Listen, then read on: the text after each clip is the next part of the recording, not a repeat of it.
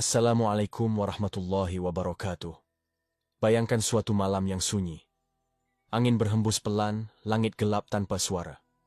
Di sebuah pemakaman, batu nisan berdiri diam, menyimpan ribuan cerita yang sudah tak terdengar. Tapi, benarkah tidak terdengar? Pernahkah kamu berpikir, apa yang terjadi setelah seseorang dimakamkan? Ketika tanah mulai menutup rapat tubuh yang kaku, ketika doa pun perlahan berhenti terdengar dari bibir para pelayat, dan hanya sepi yang tersisa. Benarkah semuanya selesai di situ? Dalam ajaran Islam, kematian bukan akhir dari segalanya. Justru, itu adalah gerbang menuju kehidupan yang sebenarnya, alam kubur, atau yang dikenal juga sebagai alam barzakh. Di sanalah, ruh mulai mengalami balasan pertama dari segala amal yang telah dilakukan semasa hidup. Yang menarik, atau lebih tepatnya, yang mengerikan, adalah kenyataan bahwa Rasulullah Shallallahu Alaihi Wasallam pernah menyampaikan bahwa ada ruh yang berteriak dari dalam kubur karena kerasnya siksa. Tapi mengapa kita tidak pernah mendengarnya? Apakah itu benar-benar terjadi? Dan kalau iya, makhluk mana yang bisa mendengarnya? Pertanyaan-pertanyaan ini penting untuk direnungkan. Karena semakin kita memahami kenyataan alam kubur, semakin kita akan sadar bahwa hidup ini bukan hanya tentang hari ini, tapi tentang apa yang akan terjadi setelahnya.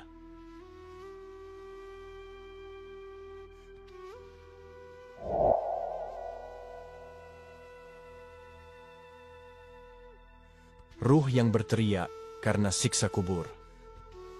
Dalam Islam, kehidupan setelah mati tidak dimulai saat hari kiamat, tetapi langsung setelah kematian, di alam barzakh. Dan salah satu bagian paling mengerikan dari alam kubur adalah siksa kubur. Rasulullah Shallallahu Alaihi Wasallam bersabda dalam hadis yang diriwayatkan oleh Al-Bukhari dan Muslim. Sesungguhnya, jika seorang hamba disiksa di dalam kuburnya, maka segala sesuatu yang berada di sekitarnya akan mendengar jeritannya, kecuali manusia dan jin. Hadis ini membuka tabir tentang realita yang tidak kita lihat, bahwa ruh yang disiksa dalam kubur akan menjerit karena rasa sakit yang luar biasa. Ini bukan jeritan biasa, tapi jeritan dari jiwa yang dihimpit, dipukul, dan dihakimi karena dosa-dosa yang dulu dianggap sepele. Dalam riwayat lain disebutkan bahwa kubur bisa menghimpit seseorang hingga tulang rusuknya saling menembus satu sama lain. Bayangkan tekanan sedahsyat itu, dan ruh yang tidak bisa melarikan diri hanya bisa menjerit dalam kegelapan dan kesendirian. Siksa ini bukan tanpa sebab. Ia datang karena amal buruk, meninggalkan sholat, berdusta, menebar fitnah, tidak menjaga wudhu, memakan riba, hingga lalai dari perintah Allah. Bahkan dalam sebuah kisah, Rasulullah pernah melewati dua kuburan dan bersabda bahwa kedua penghuni kubur itu sedang disiksa, bukan karena dosa besar yang luar biasa, tapi karena satu tidak menjaga diri dari najis saat buang air, dan yang satu lagi karena suka mengadu domba. Ini menunjukkan bahwa siksa kubur sangat dekat, dan bisa menimpa siapa saja yang menganggap enteng dosa. Hadis-hadis ini bukan sekadar peringatan, tapi peringatan yang dibenarkan oleh Nabi yang tidak pernah berbicara dari hawa nafsunya. Ini bukan kisah seram untuk menakut-nakuti, tapi realita yang harus kita sadari. Karena ruh yang berteriak itu, bisa saja kelak adalah ruh kita, jika kita tak segera memperbaiki diri. Makhluk yang bisa mendengar suara dari dalam kubur. Setelah kita memahami bahwa ruh yang disiksa dalam kubur bisa menjerit dengan suara yang memilukan, timbul satu pertanyaan besar. Siapa sebenarnya yang bisa mendengar jeritan itu? Karena jika jeritannya sedemikian keras, kenapa manusia, yang begitu dekat dengan kubur, tidak pernah mendengarnya? Dalam hadis sahih yang diriwayatkan oleh Imam Al-Bukhari dan Muslim, Rasulullah Shallallahu Alaihi Wasallam menjelaskan, sesungguhnya jika seorang hamba disiksa dalam kuburnya, maka segala sesuatu yang berada di sekitarnya akan mendengar jeritannya, kecuali manusia dan jin. Artinya, selain dua makhluk itu, hewan-hewan bisa mendengar jeritan dari alam kubur. Mereka menangkap suara dari dimensi lain yang tidak mampu kita rasakan. Bayangkan, ketika seekor anjing tiba-tiba menggonggong mengarah ke sebuah liang kubur, atau seekor kuda tampak gelisah dan menendang-nendang tanah, bisa jadi ia sedang mendengar jeritan ruh yang sedang menerima azab. Ada sebuah riwayat menarik yang memperkuat hal ini. Dalam satu kesempatan, Rasulullah pernah melewati 2 kuburan. Beliau bersabda bahwa kedua penghuni kubur itu sedang disiksa. Setelah itu, kuda-kuda yang ikut bersama para sahabat menunjukkan reaksi ketakutan. Dalam riwayat yang lain, kuda Nabi sendiri nyaris tersungkur karena mendengar sesuatu yang manusia tak bisa dengar. Mereka kaget dan panik karena mereka mendengar jeritan dari bawah tanah. Ini menunjukkan bahwa alam kubur bukan sunyi seperti yang kita kira. Ia bisa sangat bising, sangat mencekam, tapi hanya makhluk tertentu yang Allah izinkan untuk mendengarnya, dan manusia tidak termasuk di dalamnya. Pendengaran kita dibatasi, mata kita dibatasi, bahkan akal kita pun dibatasi dari alam yang tak terlihat ini. Mengapa? Karena jika kita bisa mendengar semuanya, bisa jadi hidup di dunia tidak akan berjalan. Manusia akan ketakutan, paranoid, kehilangan keseimbangan akal, bahkan tidak sanggup menjalani aktivitas harian. Bayangkan, jika setiap malam kita mendengar tangisan dan jeritan dari kubur-kubur yang kita lewati, berapa lama kita bisa bertahan? Namun, hanya karena kita tidak melihat dan tidak mendengar, bukan berarti siksa itu tidak terjadi. Bahkan, bisa jadi saat ini, saat kamu mendengarkan narasi ini, ada ruh yang sedang berteriak di bawah sana. Dan hanya hewan-hewan di sekitarnya yang bisa merasakannya. Ini semua adalah peringatan bahwa kematian bukan akhir, dan bahwa kubur bukan sekadar tanah yang sunyi. Di baliknya, ada dunia yang jauh lebih nyata daripada apa yang tampak oleh mata. Kenapa manusia tidak bisa mendengar jeritan itu?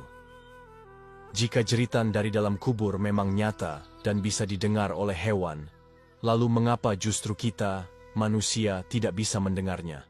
Bukankah kita makhluk paling mulia yang diberikan akal, perasaan, dan kesadaran oleh Allah? Mengapa jeritan yang begitu dahsyat, yang mengguncang hati dan menggoyangkan tanah, justru tidak sampai ke telinga manusia? Jawabannya bukan karena kelemahan alat pendengaran manusia secara biologis, tetapi karena tabir gaib yang Allah letakkan sebagai bentuk rahmat dan ujian. Ya, rahmat, karena andai manusia bisa mendengar semua jeritan dari dalam kubur, dunia ini tidak akan pernah sama. Bayangkan, setiap pemakaman akan berubah menjadi mimpi buruk. Setiap lewat di dekat pekuburan, kita akan dihantui suara-suara yang tak sanggup ditanggung hati. Bayangkan jika malam-malammu terganggu oleh ratapan dari bawah tanah, atau ketika tidurmu dipenuhi dengan suara minta tolong dari ruh-ruh yang tengah disiksa. Manusia tidak akan sanggup hidup dengan normal. Bahkan bisa jadi banyak yang kehilangan akal karena tak tahan mendengar jeritan itu setiap hari. Allah menutup pendengaran kita, bukan karena kita tidak layak mengetahui, tapi karena kita tidak kuat menanggungnya. Sebab itu, dunia ini ditata dengan sistem yang seimbang. Yang gaib tetap gaib, yang tampak adalah yang harus jadi bahan renungan. Namun bukan berarti kita tidak diperingatkan. Justru Rasulullah Shallallahu Alaihi Wasallam telah mengabarkan kepada kita dengan sangat detail tentang apa yang terjadi setelah seseorang dikuburkan. Beliau menceritakan bagaimana malaikat mungkar dan nakir datang, bagaimana pertanyaan akan dilontarkan, dan bagaimana siksa akan diberikan bagi mereka yang lalai, berdosa, atau berpura-pura taat. Sebagian ulama menjelaskan, tabir ini juga menjadi ujian bagi manusia. Jika manusia bisa melihat dan mendengar semua kengerian itu secara langsung, tentu mereka akan beriman karena terpaksa. Tapi dengan ditutupnya mata dan telinga dari alam gaib, keimanan menjadi benar-benar bermakna. Hanya orang yang yakinlah yang akan bersiap. Hanya orang yang berhati hidup yang akan merespons dengan amal. Allah berfirman dalam surat Al-A'raf ayat 179. Dan sungguh, kami akan isi neraka jahanam dengan banyak dari jin dan manusia. Mereka punya hati, tapi tidak dipakai untuk memahami. Mereka punya mata, tapi tidak digunakan untuk melihat kebenaran. Mereka punya telinga, tapi tidak digunakan untuk mendengar peringatan. Mereka seperti hewan ternak, bahkan lebih sesat. Mereka itulah orang-orang yang lalai. Maka, yang jadi masalah bukan telinga kita tak bisa mendengar jeritan ruh, tapi apakah hati kita masih bisa mendengar peringatan dari Allah. karena sejatinya peringatan telah disampaikan melalui wahyu, hadis, dan pelajaran-pelajaran yang setiap hari kita lihat. Jadi jangan tunggu telinga ini bisa mendengar jeritan dari alam kubur, karena yang lebih penting adalah memastikan kita tidak menjadi salah satu yang berteriak di dalamnya. Apa yang bisa kita lakukan untuk terhindar dari siksa kubur? Setelah kita memahami betapa nyata dan mengerikannya siksa kubur, pertanyaan berikutnya bukan lagi benarkah itu terjadi, melainkan bagaimana agar aku tidak menjadi bagian dari mereka yang menjerit dalam kubur? Inilah pertanyaan yang seharusnya mengguncang hati setiap orang yang beriman. Siksa kubur bukanlah mitos atau dongeng untuk menakut-nakuti. Ia adalah kenyataan yang dijelaskan dalam banyak hadis sahih dan diperkuat oleh ayat-ayat Al-Quran. Maka, berusaha menghindarinya adalah kewajiban setiap muslim. Dan jalan untuk selamat sudah Allah tunjukkan, tinggal kita mau menempuhnya atau tidak. Langkah pertama adalah menjaga tauhid. Menjaga kemurnian iman kepada Allah adalah pondasi keselamatan, baik di dunia, di kubur, maupun di akhirat. Rasulullah bersabda, "Sesungguhnya orang yang mengucapkan La ilaha illallah dengan ikhlas akan diselamatkan dari siksa kubur." Banyak orang yang menjalankan ibadah lahiriah, tapi hatinya masih bergantung pada selain Allah, pada kekuatan, jabatan, benda, bahkan makhluk gaib yang dimintai pertolongan. Padahal syirik, sekecil apapun, adalah jalan tercepat menuju siksa yang pedih. Kedua, menjaga sholat 5 waktu. Dalam sebuah hadis, Rasulullah bersabda bahwa penghuni kubur yang disiksa seringkali karena meninggalkan sholat atau melakukannya dengan lalai. Syalat bukan hanya kewajiban, tapi juga benteng. Ia adalah penghubung kita dengan Allah. Maka, barang siapa yang menjaga sholatnya, insya Allah Allah akan menjaga dirinya, termasuk saat ruhnya telah kembali kepadanya. Ketiga, menjaga lisan dari dusta, ghibah, dan fitnah. Dalam hadis yang sangat terkenal, Rasulullah pernah melewati 2 kuburan dan bersabda, "Kedua penghuni kubur ini sedang disiksa, dan mereka tidak disiksa karena dosa besar menurut manusia. Yang satu suka mengadu domba, dan yang satu tidak menjaga diri dari najis ketika buang air." Lisan yang dibiarkan bebas menyakiti, memfitnah, dan menebar kebencian bisa jadi penyebab utama jeritan yang panjang dalam kubur. Keempat, bersegera bertaubat dari dosa-dosa yang telah lalu. Kubur adalah tempat pertama di mana hisab akan dimulai. Jika seseorang meninggal dalam keadaan belum bertaubat dari dosa-dosanya, maka ia akan menanggung akibatnya di alam barzakh. Taubat yang tulus, yang disertai penyesalan dan perubahan nyata, adalah kunci untuk menghapus catatan dosa dan meringankan beban perjalanan setelah mati. Kelima, memperbanyak amal syaleh yang akan menerangi kubur. Dalam beberapa riwayat, disebutkan bahwa amal syaleh seperti membaca Al-Quran, sedekah, puasa sunnah, dan zikir akan datang menemani mayit dalam kubur, memberikan cahaya dan ketenangan.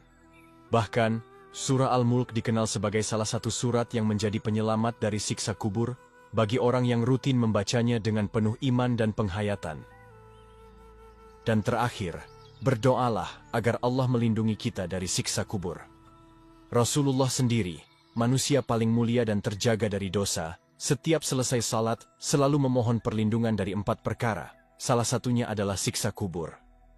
Ini menunjukkan betapa pentingnya permohonan ini. Jangan pernah anggap enteng.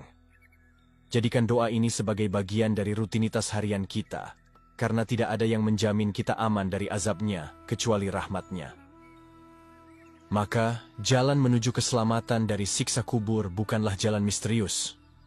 Ia terang, terbuka, dan bisa ditempuh oleh siapa saja yang sungguh-sungguh ingin selamat.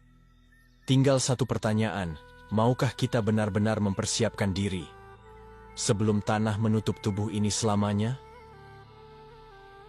Saudaraku, dunia ini hanyalah tempat singgah. Kita bukan diciptakan untuk tinggal lama di atas bumi ini. Setiap dari kita pasti akan kembali ke dalam tanah. Dan saat itulah, semua topeng akan lepas, semua gelar akan tertinggal, dan yang akan bicara hanyalah amal. Jeritan dari dalam kubur bukan sekadar cerita menakutkan. Ia adalah peringatan yang nyata. Peringatan agar kita hidup dengan kesadaran bukan dengan kelalaian. Karena kubur bukan akhir dari segalanya, tapi gerbang menuju kehidupan yang sebenarnya. Entah sebagai taman dari taman-taman surga, atau lubang dari lubang-lubang neraka. Maka, sebelum napas terakhir diambil, sebelum tubuh terbujur kaku, sebelum tanah menjadi selimut yang abadi, mari siapkan diri. Bersihkan hati dari syirik dan dengki. Jaga salat, luruskan niat, jaga lisan, dan perbanyak amal. Bukan untuk orang lain, tapi untuk diri kita sendiri. Saat semua orang tak bisa lagi membantu. Jika video ini membuatmu merenung, jangan biarkan perenungan itu lewat begitu saja. Bagikan ke teman atau keluargamu, siapa tahu ini jadi wasilah hidayah bagi mereka. Dan kalau kamu ingin terus dapat pengingat mendalam seperti ini, klik tombol like, subscribe, dan aktifkan lonceng notifikasinya. Ingatlah, suara jeritan itu mungkin tidak terdengar oleh telinga, tapi ia sedang mengetuk hati kita agar segera kembali kepada Allah. Sampai jumpa di video berikutnya.